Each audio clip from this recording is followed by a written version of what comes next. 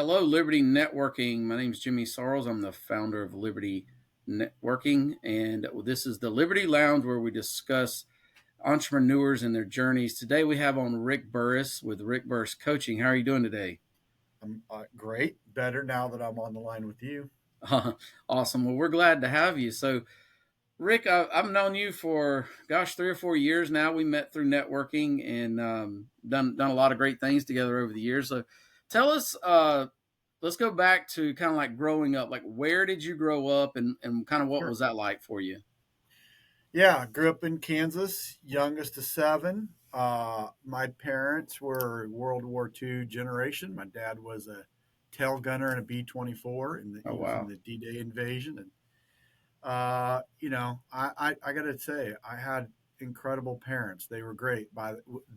At the time of my dad's passing, my parents were married 68 years. oh that's amazing. So I grew up with a lot of stability in my life, Hmm. and you know, it's nice to be the youngest in a big family. There's Yeah, advantages there.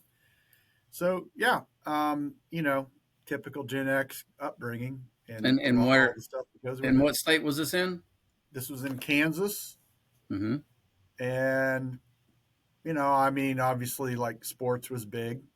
My sport was wrestling, Okay, and started at age 9. That took me all the way through college, and definitely, I ended up going to school in Springfield, Missouri, what's now Missouri State, which doesn't have a wrestling program anymore. But yeah, so that was kind of my upbringing and how I got so my start. I've been watching these a documentary about crazy weather, and a lot of them take place in Kansas because of Yes, all of the cold and hot air. And I'm like, I yes. just don't know if that I would want to live there. So, did you experience some I of that have a crazy lot of weather? weather stories. I have a Oh, lot of okay, weather stories.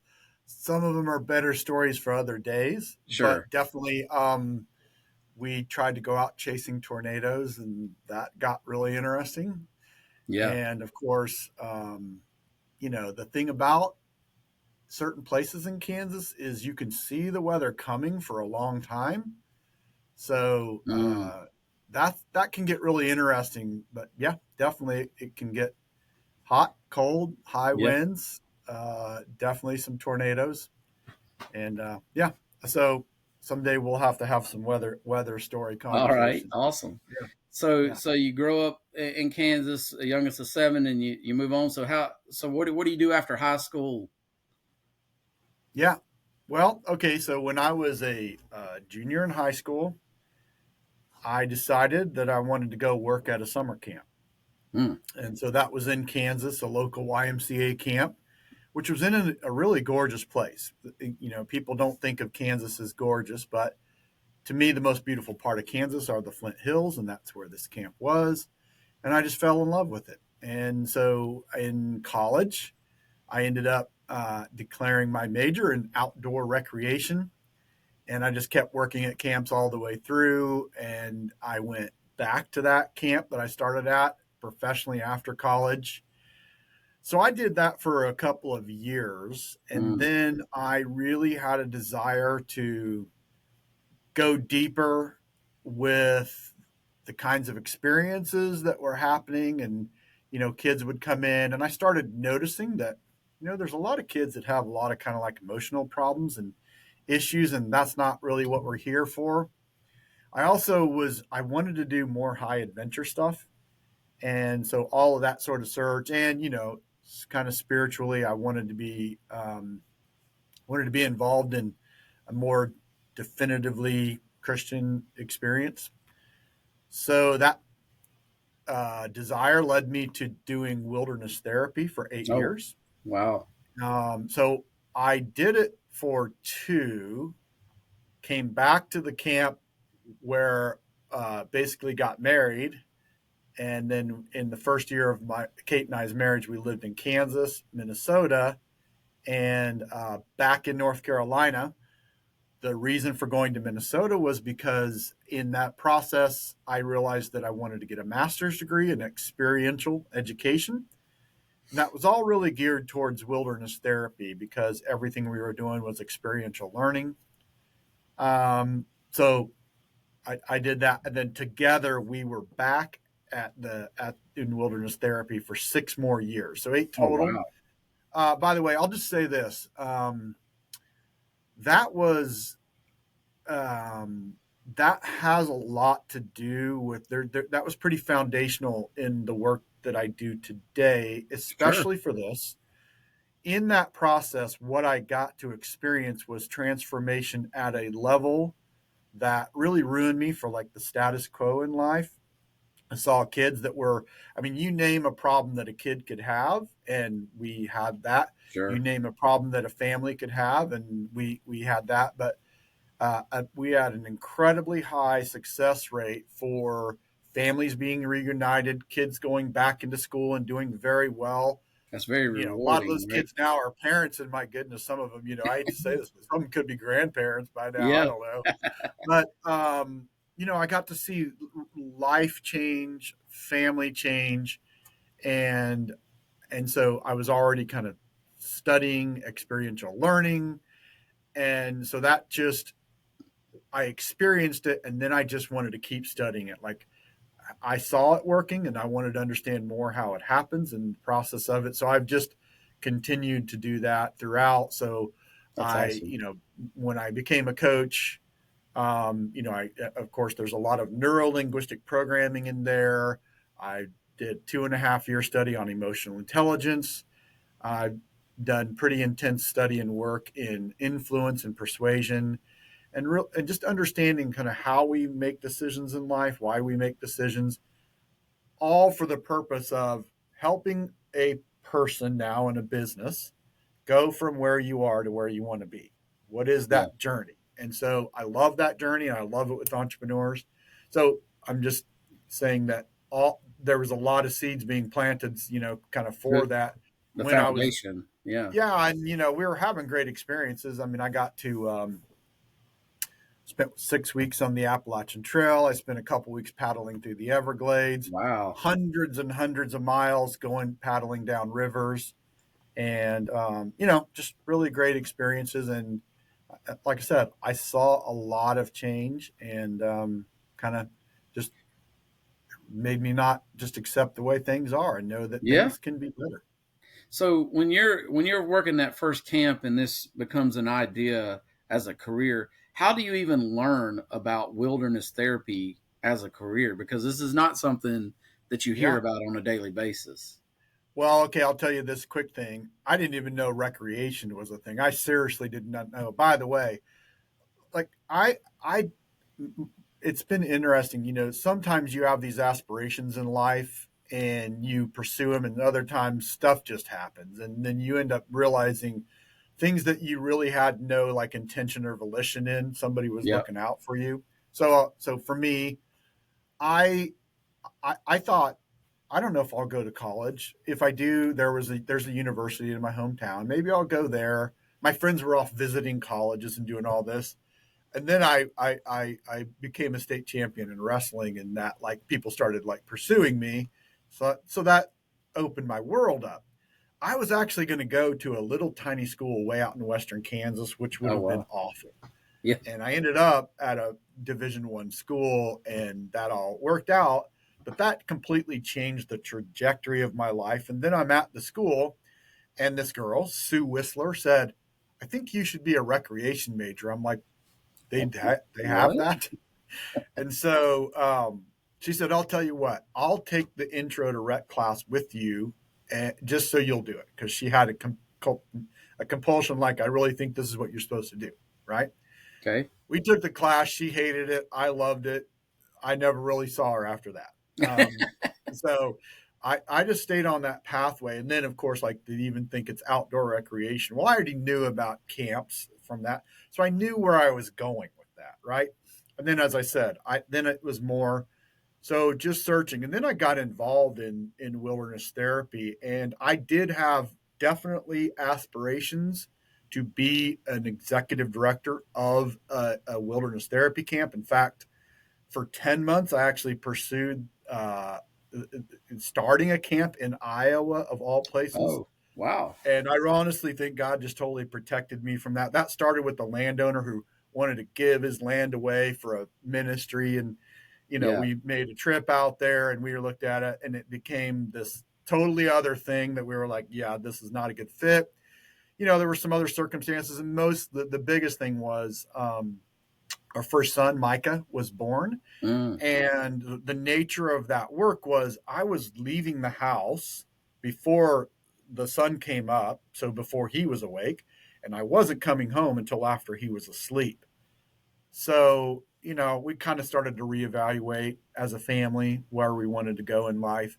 So that got me back into YMCA camping, and then I ended up becoming the executive director of two of the largest YMCA camps in the country, one of those being Camp Greenville. And that's what brought our family to Greenville. Okay. And then from there, that's when I got into coaching. Yeah. So how was that transition for you from being an employee with the YMCA to becoming an entrepreneur? Because I know there's a lot of people out there that are on that journey or they're thinking about Yeah. it. Yeah. There's so many. I mean, we could talk about this for a while. Sure. I'll say this the simplest bit. This was, I left the camp in late 2015, started my business in 2016.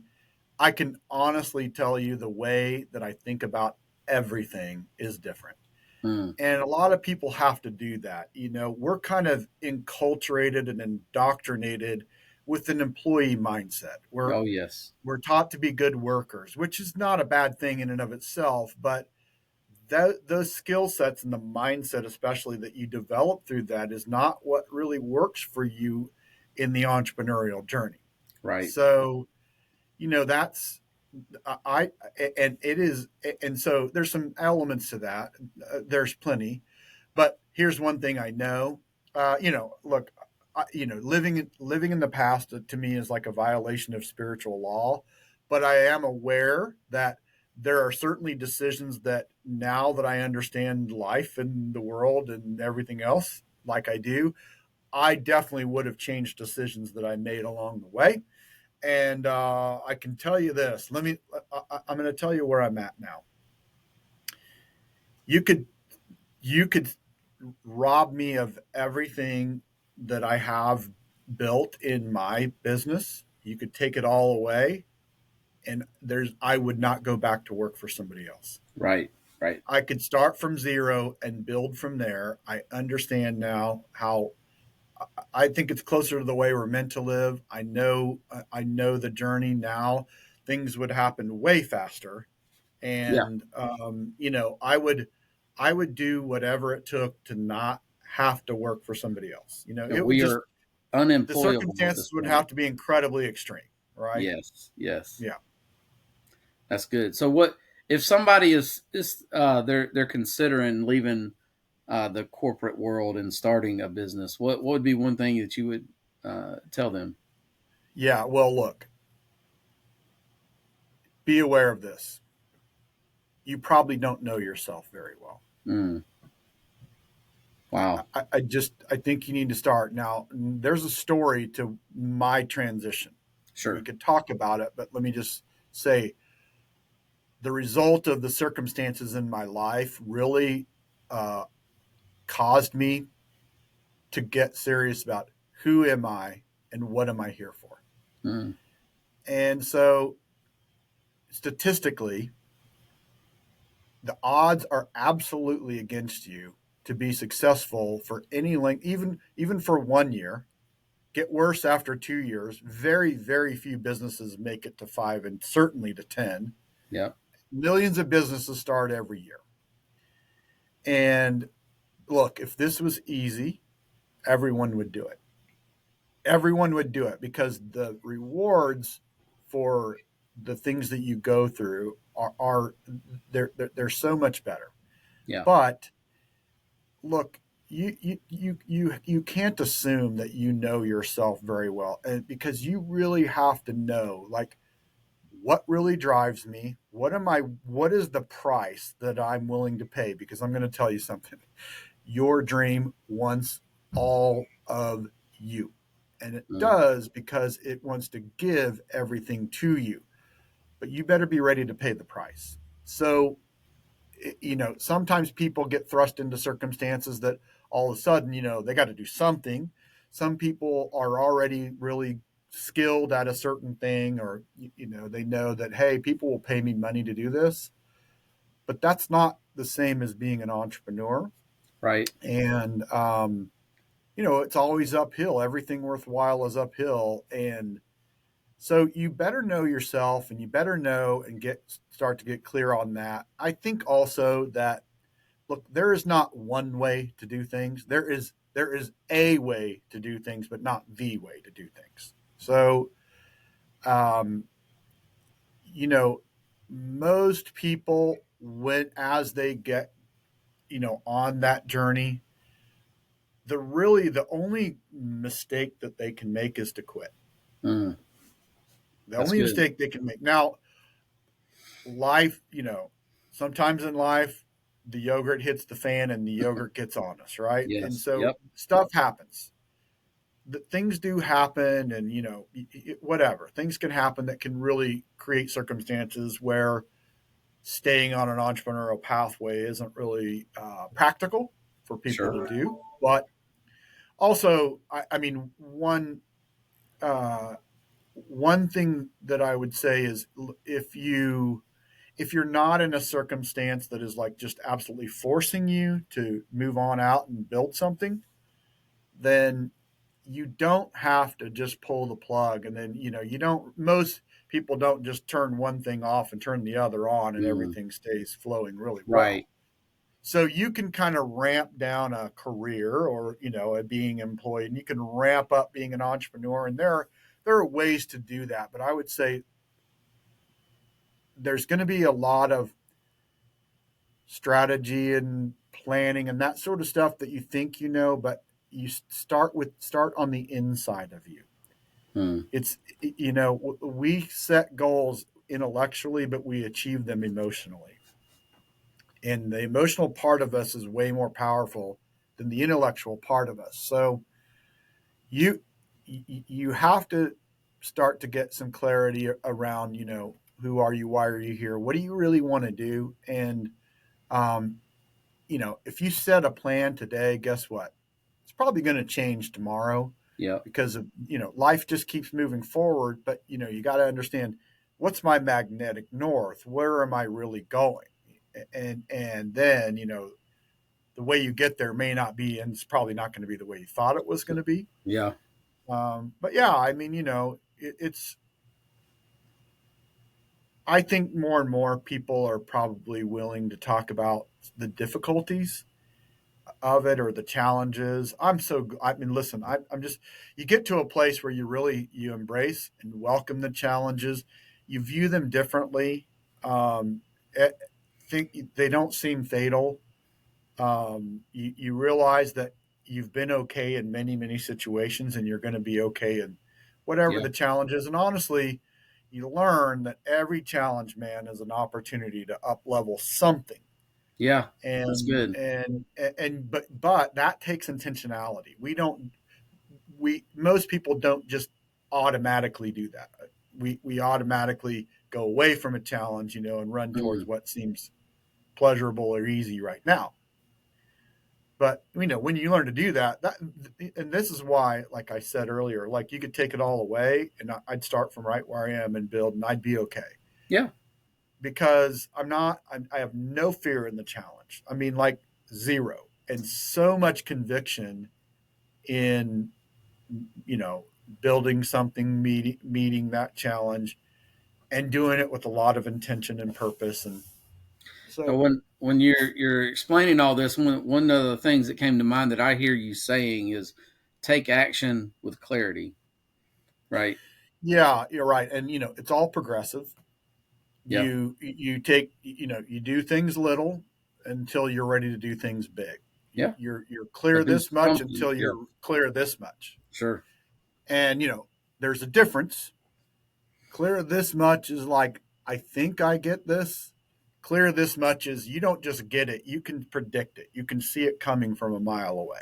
Yeah.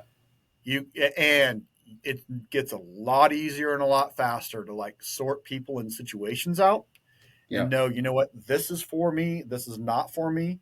you don't have to have judgment in that, by the way. Sometimes we do, but whatever. Sure. You just start to learn. You start to pick up on things, and you just your clarity and your experience just it does make certain decision making easier. I think Disney said when your values are clear, decision making becomes Mm, much much easier. And the values are really key because they're really at the like our spiritual DNA. They're at the real core of who we are. They have a lot to do with how we're going to show up, where our motivations are going to be, and the actions that we're likely to take in a given situation. yeah, So, that's I that's think that good. just remember you're always on a journey. Hmm. The one destination is the beginning is the starting point for the next thing. That's good. So you leave YMCA? Was that you said 2015 or Yeah, 2015, and so I started Leaders Fuel in October of 2016. 2016? So Yeah, you've been at this for a while now, yep, and now you that's morphed into Rick Burris coaching. It's all yes, a part of it. So for those who haven't heard or met you before, what is Rick Burris coaching? yeah. Well, okay. So officially, the name of my company is Leaders Fuel, but Okay. essentially, it's this. It's Rick Burris Coaching. It's Leaders Fuel, fueling entrepreneurial growth, and it is the refinery. Now I'm sitting in the refinery studio. The refinery is a location, but the refinery is really about curating the expertise of subject matter experts. So, and sometimes subject matter experts that I work with and entrepreneurs overlap, Ah, right? okay. Uh, but essentially, I have kind of two target audiences that I work with. It's quite similar. Um, so I'm going to just, if you don't mind, I'll just kind of continue on that just so people Sure. understand.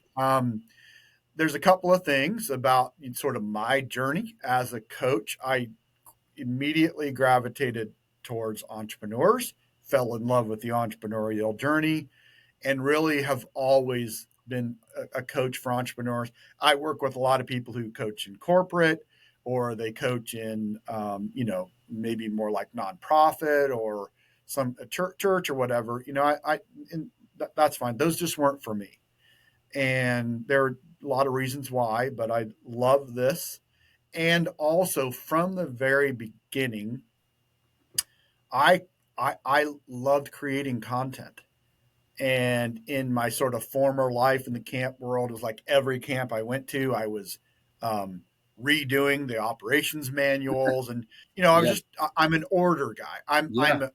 I'm a systems thinker and a systems builder, Got it. and all of that was kind of like I was kind of getting my legs under me in all of my career as a camp. Because look, I was involved where there had to be change, and for change there has to be order. When I was the executive director of the two camps, they were both situations where something drastic was going to happen, or the camps were not going to be there anymore. Oh wow. And so the first camp, they had lost half their revenue. They went from a $2.4 million camp to 1.2 almost overnight. And I became the executive director on the first day of the fiscal year. Wow. And so it was like having a patient in cardiac arrest, No, right? no pressure So though, right? I had to, I had to, like we had to pump away and keep that thing. We had to make decisions that were quite unpopular, but they worked. So the year I left there, they were $400,000 ahead of budget. Came here and it was a lot of similarities, and then there were other things, certainly in the culture and everything, needed to change. And so I paid the price. I did things that weren't really popular, to be honest, Yeah. but it paved the way for them to be able to infuse millions of dollars of capital improvement into the camp, right? And that's Pretty Place. If anybody's ever been to Pretty Oh Place, yeah, I love it up there. so um, liked content, but also not just we content is we all hear that word every single day. It can be all different forms of course. A lot of the way that I do it is kind of on a systems level. So now I am, I created the Leaders Fuel system for entrepreneurs. And so it helps entrepreneurs take a systematic approach to growth. So I use that with my clients, been using it for a few years now. Yeah. And right now I'm creating another system called the Refinery Winning System. And Huh. that is a systematic way for subject matter experts to monetize their expertise. And I can come back to that. But Yeah. also I'm building systems with people all around the country now, and have done that in a lot of different industries. And um, you know it's more like leadership, marketing, sales, coaching kind of platforms that I'm helping build. um, but yeah, and that's also because of all that work, that's what really led me to want to have a studio. And then of course, we have the classroom here as well. But just that involvement in content work, and my um, desire to do content at a really high quality level is also a part of that. Yeah. You do so much. I know I've definitely been involved with, Leaders Fuel in some of your classes and a part of the refinery. And you always have really good content, in my personal opinion, and thought provoking questions. That's one thing. It's like you're not like, hey, you need to do this. It's like, well, Yeah, why do you need to do that, right? yeah, You always say a thinking partner, right? yeah, Um, yeah. so so you're a coach. You can help somebody starting a business. You can work with Sure. a big corporation to help them scale. Yeah, But you also have content creation. yeah. You have workbooks. You have online classes. You have the podcast studio. So you're really kind of like almost anything an entrepreneur might need. There's some way that you can work with them. Yes, and it all has one mission. Uh huh. To help people create sustainable profitability. Okay. And it is you're right, and those ways are expanding. They've continued to expand, and I think that that's one of my core values. My core values are co-create, refine, and expand. Nice. And so yes, there are a lot of different ways. There's some very sort of hyper specific content creation and marketing, and like what I'm doing for myself and for other people now is kind of helping take people from the sort of 3 to 3,000 journey. So we obviously both love networking and know the value of it. Sure. And in a way, as you probably don't think about when you start as an entrepreneur necessarily. Some people do, that you're building a brand, but you really are. Mm. Yeah. And that brand has a certain sphere of influence, and your sphere of influence is usually your personal network. That's where you get the most traction. But then that's going to expand out to people that don't yet know you, and you've got to have sort of the machine in place that goes out there and builds familiarity with you and your brand and what you stand for. And really, look, it's simple. People want to do that. They want to do business with who they know, like, and trust. Yep. And the reason why they want to do that is because this person or this company can help solve a problem, meet a need, or satisfy a desire, So true. and can get them results, right? So, you know, people, it takes a while to build that knowing, familiarity, that, hey, I like you in terms of I like you, that you could really help me, and I think you might like me. Yeah. Um, Yeah. and that I can trust you, like, hey, you can get results, and I think you're going to do that with integrity, and that takes time to build that. And so now I'm kind of on that journey, but I'm also involved in a platform and a process and relationships that will help other people on that journey as well. And that's both for people that are kind of the entrepreneurs and people that are subject matter experts. Yeah. So So you Um, can work with a business anywhere, located anywhere in the United States, correct? yes, and I do, and Okay. Yep. I work with people around the country. I haven't yet. I mean, I could work with people in other countries too. You know, Sure. um, I haven't. I'm not doing that right now, but certainly could. Um, yeah. So let me, if you don't mind, Yeah. if I just segue into Yeah. Go right as ahead. cogently as I can, explaining what I'm into right now. Um, just kind of backing up at what you commented on. So, a lot of times when you become a business coach, there's different entities out there who train people and do certifications. I did two different ones. I did with the John Maxwell team, now the Maxwell Certified Leadership Team, and I did with this thing called Life Forming Institute. Okay. And like with the John Maxwell team, there's all this stuff that you're licensed to use, right? And I just looked around and I looked around the upstate. There's like 60 John Maxwell coaches, Right. Maybe more So now. we all have to know like what makes you unique, different, and special. Well, I didn't understand that as much as I understand it today, but intuitively I knew like I don't need to build the brand of John Maxwell. I Mm, need to build the brand of Leaders Fuel yeah. and then the brand of Rick Burris Coaching, right? So creating proprietary content has always been a piece of that, and of course systems and then specialized training. So I've done that in the areas of emotional intelligence, productivity, and energy management, and multiple other things. So also I in my journey I got really close to Paul Martinelli, who started the John Maxwell team, and Hmm. became a writing partner for him. And that I ended up doing multiple projects with him. And the biggest and the most recent thing we did was actually here in this studio. Well, that's So awesome. I worked with Paul to reimagine his signature sales system, which Hmm. I took and benefited from tremendously. Oh yeah. And I've so been in I, the I class that you gave with it.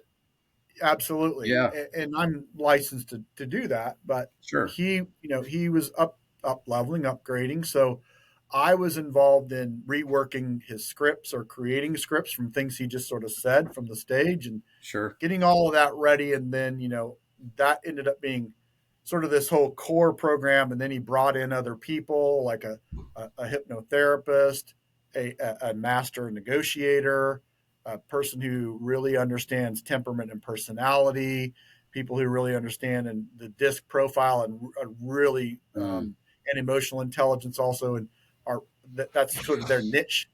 And then there's all these other value added pieces to it.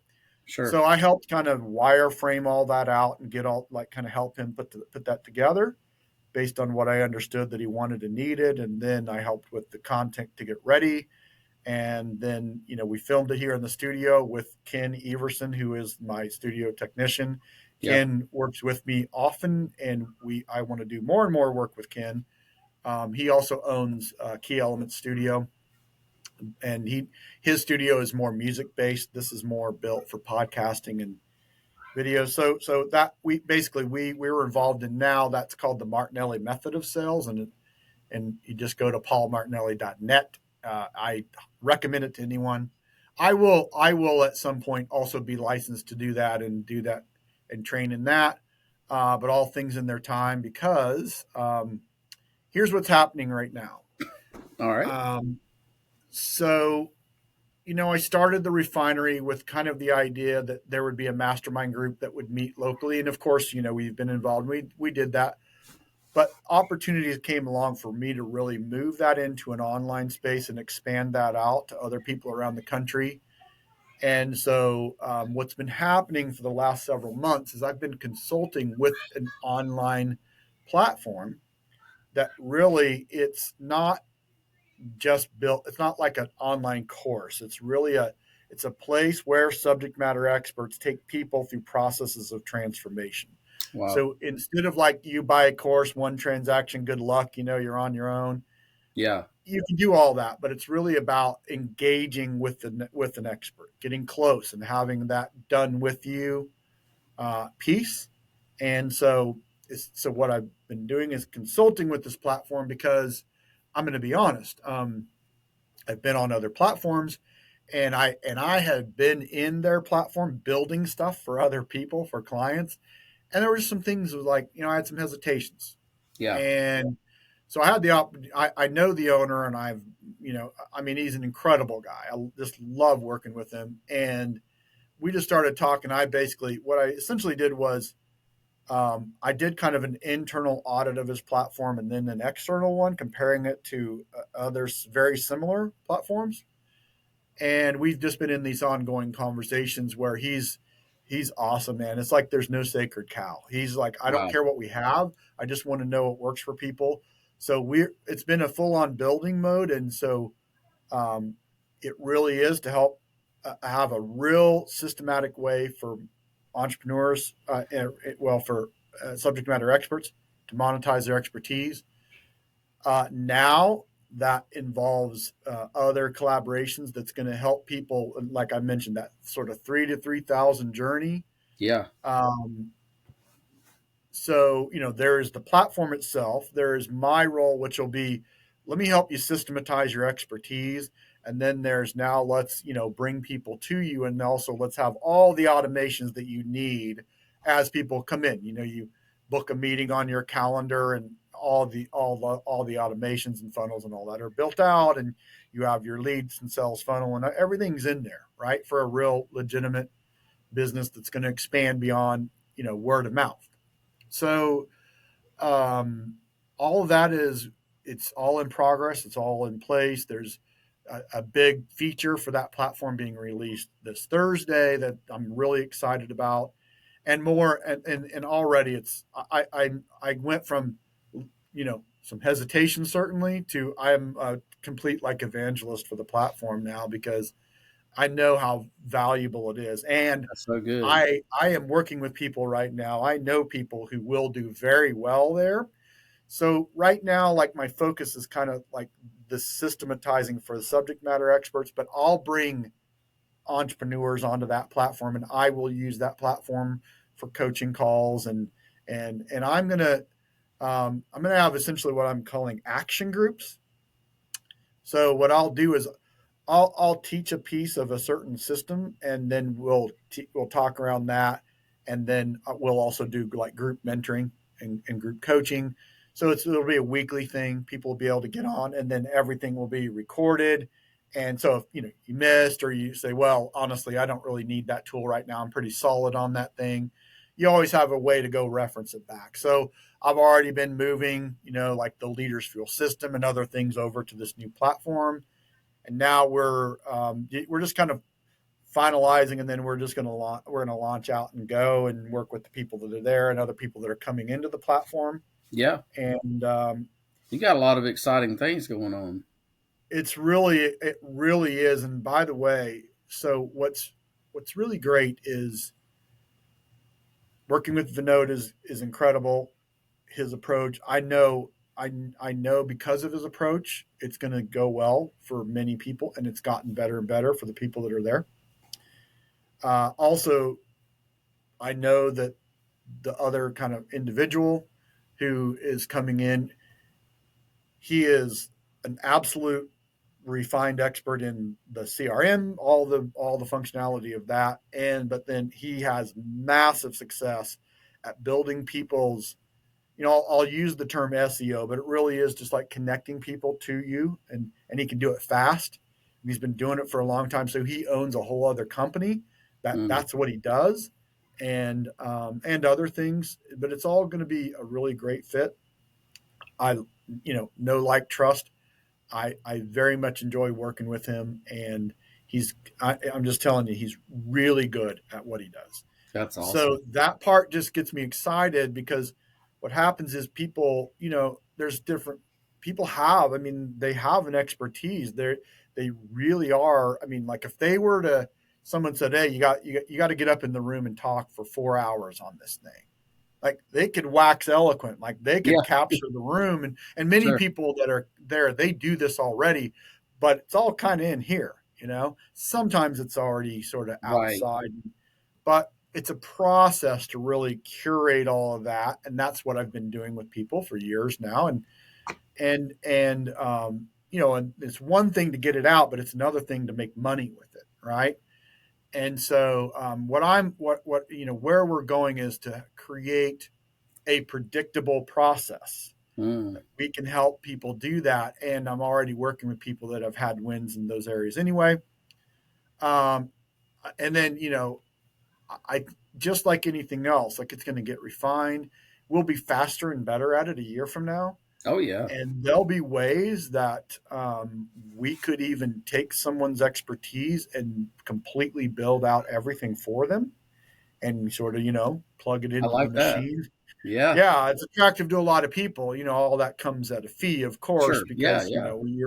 it's people time and energy and all that resources invested into it. But um, yeah, so and that's all in the So works and happening and step by step. so So, when I work with people, by the way, just like Paul did, he lives in Florida. People from other places have flown into Greenville and they work here in the studio, and we do that. Of course, you can record at your desktop, right, or yeah, whatever, but yeah, because we're providing a really great quality experience. Kate gets involved in that, and yeah. she does things like make homemade food for them, and Nice. so we really spoil people when they come in. We Yeah, want yeah. to, and we love being with them and working with them. So we want to make it special. We know they're making a good investment in this, That's and then awesome. I'll just say one other thing. We're producing our podcast in another, and we certainly have the capability to produce more, and to do that locally and remotely. Um, so yeah, we're just what I like is that there's kind of this core thing that's being built out, and also we're going to be able to just layer new pieces into it. So we'll bring people that are experts in Instagram, YouTube, TikTok, that'll be able to come in and also help in these sort of very specific pieces of Mm. LinkedIn, was those very specific pieces Yeah. of that. So, man, you got so much good stuff going on. I hope people. I'll put your link on here and they can check Sure. it out. Just to wrap up in the last few minutes. So, how is networking beneficial to your business and growing as an entrepreneur? And what tips would you have for people that are Sure. getting into networking? There would never be a time I wouldn't network. That's how Mm, important it is to me. And somebody asked me, I love you. I've been involved with Liberty Networking since before the beginning. And absolutely. I'm obviously my commitment is not wavering to Liberty Networking. But someone asked me the other day, which should I do, Liberty or BNI? I said, you should do the one that you're going to make work. There you go. Yeah. So, like many other things in life, you will get out of it what you put into it. Now, I happen to love being involved with Liberty, and I think there's a lot of uniqueness to Liberty, um, not the least of which, by the way, and I'm going to tell on myself here, but are the socials and your opportunity to.